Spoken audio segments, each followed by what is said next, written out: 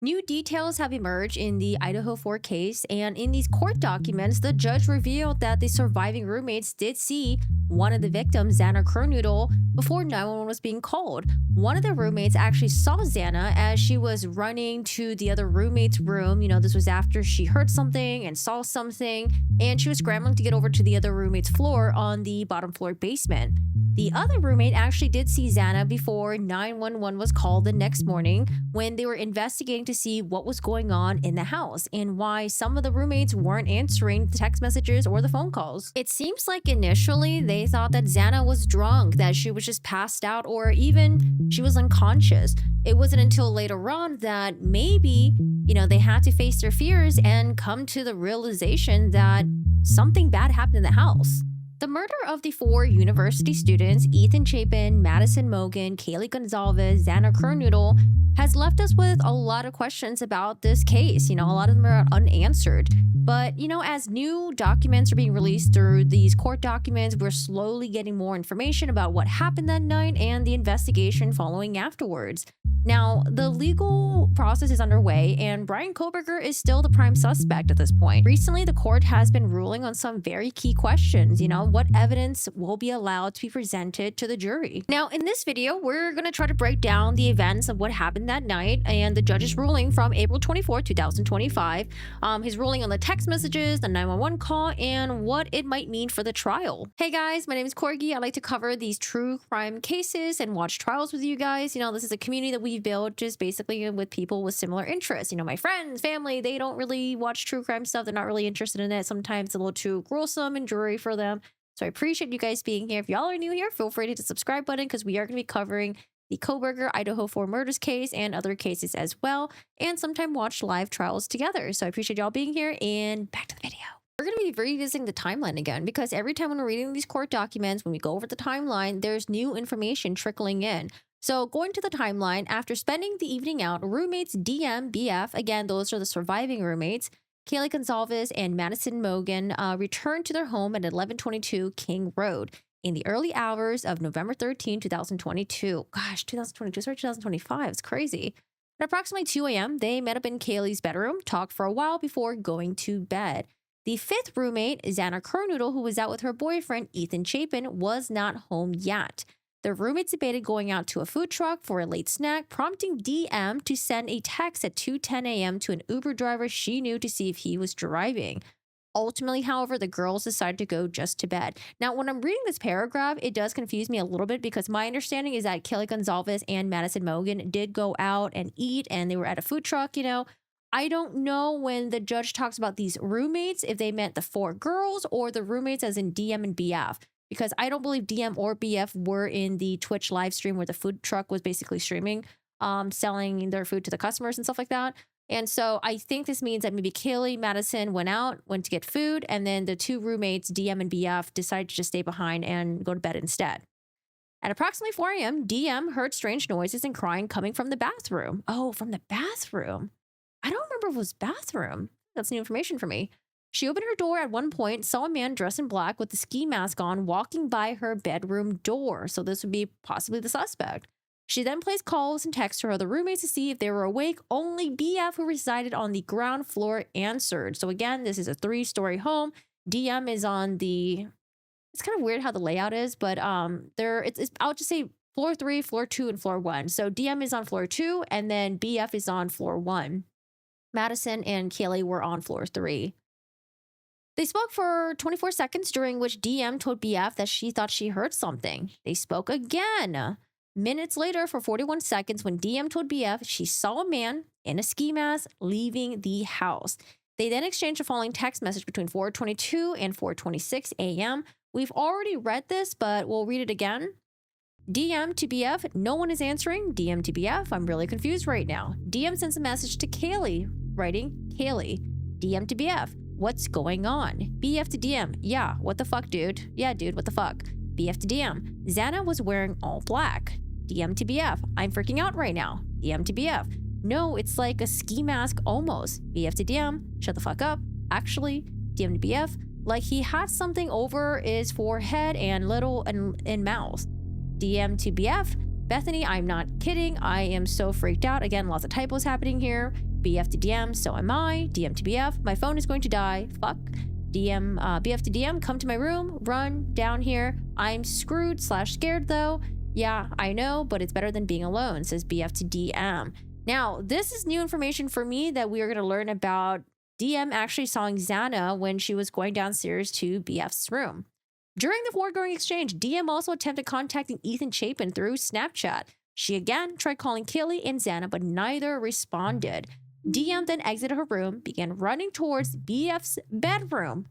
On the way, she noticed Xana lying on the floor of her bedroom with her head towards the wall and her feet towards the door. DM thought Xana was drunk. That's new information to me. Also, I don't know if I've seen the layout of the house, but these are the ones that I got on Reddit or on Google, so I don't know, maybe they're not accurate.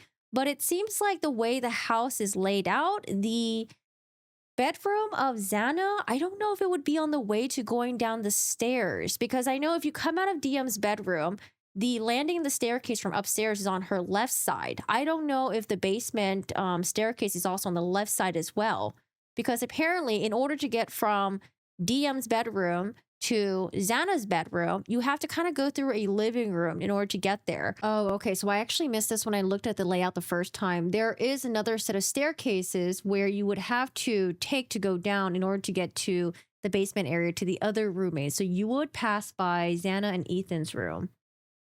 Jesus. But, you know, the judge did rule that the state can have a, they're going to have like a model of the house. It's not going to be to scale or anything, but the model is going to basically show where everyone was in the house, the victims, the surviving roommates, the path that the possible killer could have traveled. And so it'd be kind of interesting to see how she could have saw Xana on her way down to the basement, but maybe there's another way of getting down there. I'm not really quite sure.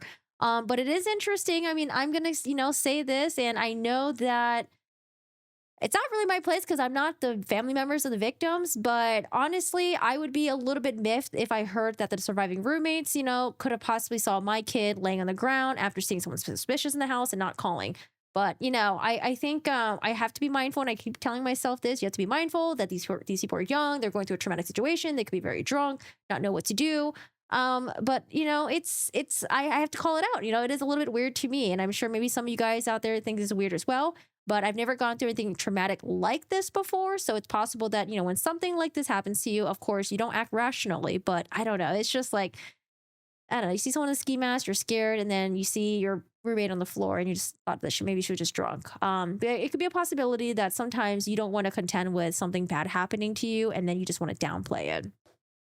Once DM arrives to BF's room, they locked the door and both made additional unanswered calls to other roommates. At 4:32 a.m., DM again texted Kaylee, "Please answer," with no response.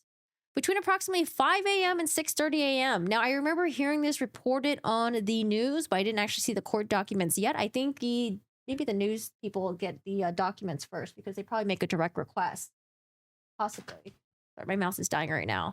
But approximately 5 a.m. to 6:30 a.m. seems like DM was still awake. She was engaging on the activity on her phone, primarily creating, editing, deleting images and videos. So that does sound kind of weird, but maybe she was trying to take her mind off the things going on in the house, maybe dealing with being scared and dealing with the trauma. I don't know. It is kind of confusing to me. Her phone activity didn't cease until 8:05 a.m. when DM accessed Instagram for a few minutes, so it seems like she's having a hard time going to sleep. At 10 a.m., DM again accessed Instagram and communicated over Snapchat. At 10:23, she texted Madison, "Are you up?" She received no response. DM continued to access Instagram and Snapchat until 11:29 a.m. when she texted Kaylee, "Are you up?" Again, there was no response, which DM thought it was strange because Kaylee and Madison were early wakers. I wonder if they were also considered early wakers too after a long night of drinking, possibly. DM continued accessing various social media sites, including checking Ethan and Xana's Snap Map location. Oh, it's Snap Map, like Snapchat, but okay, gotcha.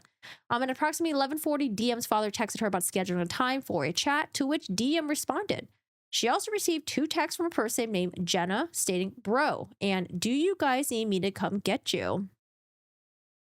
So I think as time is passing, these girls are getting increasingly scared and reaching out to friends, or I think they were like maybe friends slash neighbors, possibly trying to ask him for help. Like, hey, something's going on inside the house. We're too scared to do an investigation, too scared to do anything. Like, can you come over and just like help us out a little bit? At approximately 11:50 a.m., DM called her friend EA and asked her to come over and check the house because she was scared. EA and her boyfriend HJ came over. I heard HJ was possibly a best friend of Ethan Chapin, by the way. They met DM and BF at the bottom floor of the house. Together, DM, BF, and HJ started to walk up the stairs to the second floor. When they reached the second floor, HJ went to the kitchen to grab a kitchen knife. That's the information. When he came back, DM saw Xana again for a split second. And I just started bawling because I thought she just had, like, I don't even know. I thought maybe she was so drunk and asleep and all asleep on the floor. BF also saw Xana lying on the floor. So before it was DM that saw Xana on the floor, and then DM sees Xana again for a split second, and then now BF sees Xana on the floor. HJ told DM and BF to get out. EA, who had started upstairs, also turned around after HJ instructed her not to come any further. They both went outside. Shortly afterwards, HJ exited the house, told them to call 911. He was pale, white, and mentioned something about someone being unconscious, which we did hear in the 911 call. At 11:56 a.m., BF called 911 from her cell phone and spoke to Carolina Calvin, the 911 dispatcher. The call lasted 4 minutes and 11 seconds. Now, the state wants to have the entirety of the 911 call to be admitted. I believe the judge has decided that he's going to redact some portions of it. Oh, and I remember discussing this with some of you guys about 911 calls because, 911 call is technically hearsay, but the reason why it may come in a trial is because there are exceptions to the hearsay. For example, it could come through business records exception. In this case, it's going to be present sense impressions and the excited utterance expressions, I think. I don't know if I said that right. We'll go through it. The state seeks to admit DM's and BF's phone records from November 13, 2022, including call records, text messages, as well as illicit testimony by DM and BF regarding their communications with each other on November 13, 2022, that they testified to before the grand jury. The state also seeks to admit the 911 call and the official transcript. Now, the judge is breaking it down, so the 911 call can be admitted under the business record exception. However, there's other criteria that it needs to meet, whether it's a present sense impression or the excited utterance exception. Ooh, those are kind of a mouthful. So present sense impression, present sense is basically your impression as something is happening presently. It could be a statement that you're making, or if you're explaining some sort of event, but it has to be made while or maybe immediately after something has happened. So maybe, for example, you go outside and it starts raining really hard and you make a statement like, oh, wow, it's really raining. Or if you have that, neighborhood dipshit kid that likes to drive really fast in your neighborhood and you say something like, wow, he's driving really fast. These are statements that are made either during or maybe afterwards, and they're made pretty quickly, basically giving you or the person saying it no time to lie or possibly misrepresent what's happening. Raise your hand, you have a neighborhood dipshit kid. For me, it's not kids or adults, just like to blast music and rev their engine.